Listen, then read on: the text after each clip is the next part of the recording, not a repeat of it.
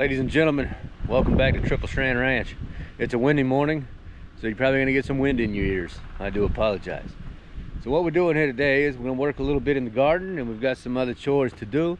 We're gonna set up our straw bale garden here. We like to grow our greens in, lettuces and such. They grow very well in these, and then at the end of the season, when they're all composted down, we can use them as dirt. It's pretty great. So if you look at this,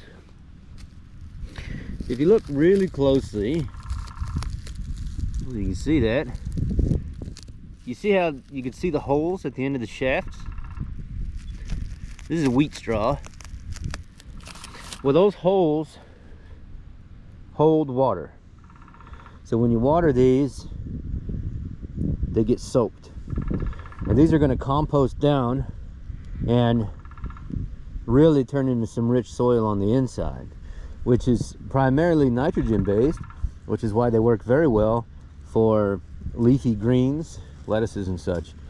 But I have grown just about everything in these, and it works out really well. You said you got it curved in? Just got to make it straight.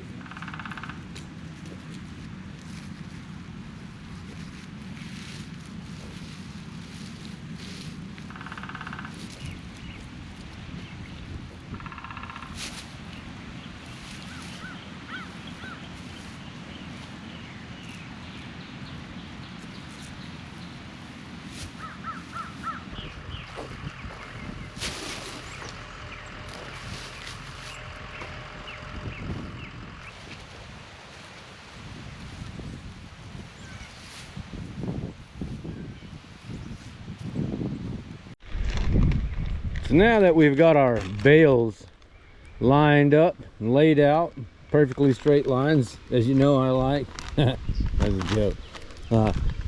With the holes upward to retain the moisture, we're going to leave the cords, the bindings on the bales to hold them together as they decompose. Now we got to put some blood meal or any kind of organic fertilizer will do. The higher the nitrogen content, the better for this application. And this conditions the bales, pardon the wind, I know it's windy, I'm sure it's getting in your ear.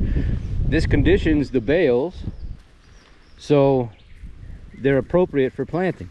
If you just plant right now, just right down the middle, Dresden. Just a...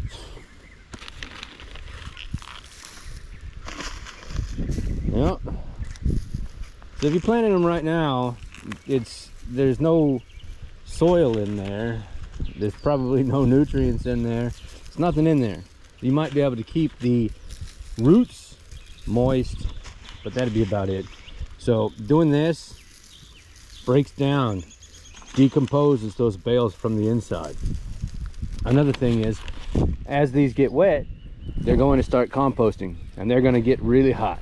So if you put something fragile in there like a lettuce, those roots are going to burn. Yeah, they're going to die. They're not going to like it.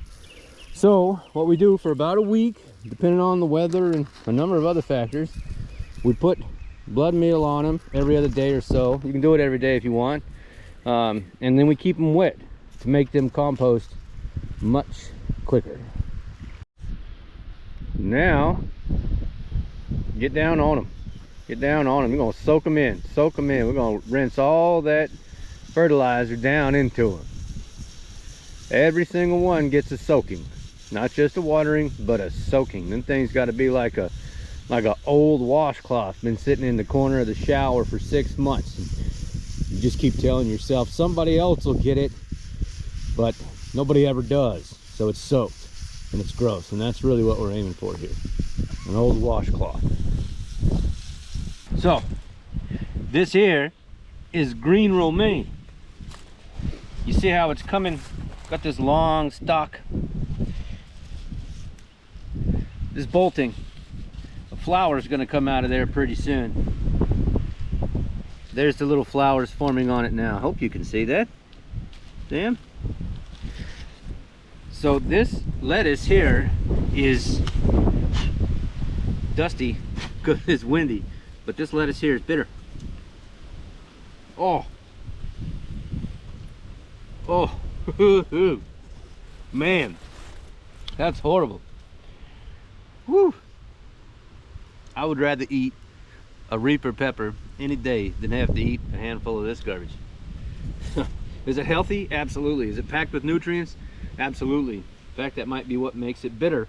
It's great for your animals, but this tastes horribly. So we're gonna wait till it cools off a little bit to put the lettuce in. Hopefully by store opening, we'll have some lettuce to offer you, because this ain't it. Let's go get something else done. Here they come. Come on, everybody out. Yeah, it's time to clean your house. Oh my goodness. You've scared them.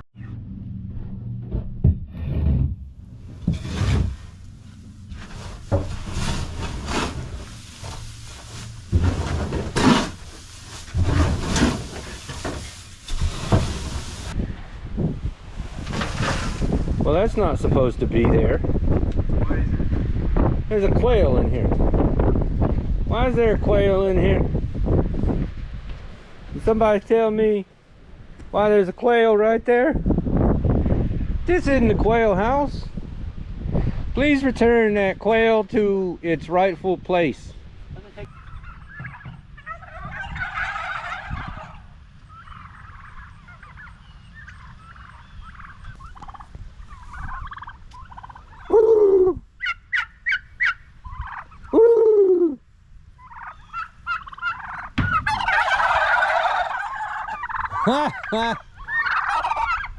Okay, so you don't like me, but you like noise.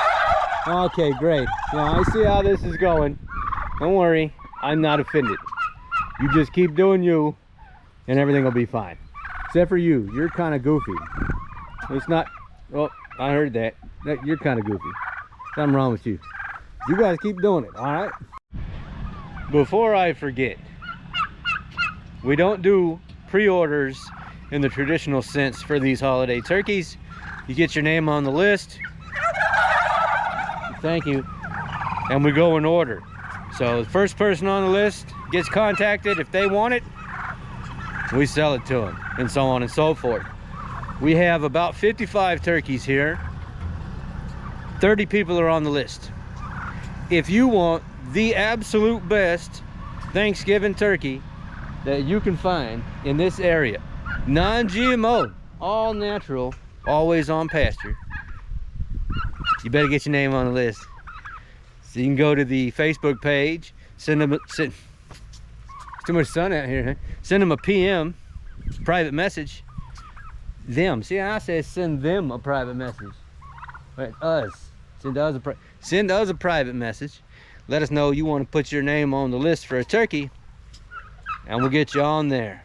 There's probably only about 25 left, so you better hurry. We pretty much sell out of turkeys every year. And these are so much better than it. Yeah, so much better than anything you're gonna find in the store.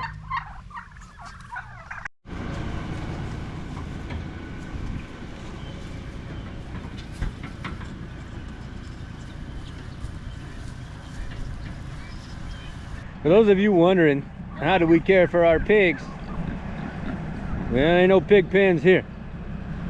They got a great deal of pasture. We're getting ready to put the males on the edge of the wood line over there because we got some piglets coming, 4 females and a male. Cooney says, well, they're coming on Saturday. So we're gonna move these males over there so they don't hurt the babies. But they love it. They're loving life, aren't they? Oh, they didn't like that. That's all right. He's a big boy. All right, folks, that's gonna wrap it up for today. The store's coming along. This is the back deck, and I don't want to get too involved just yet, not till we get a little bit closer. You can see we have lots of space for entertaining out here.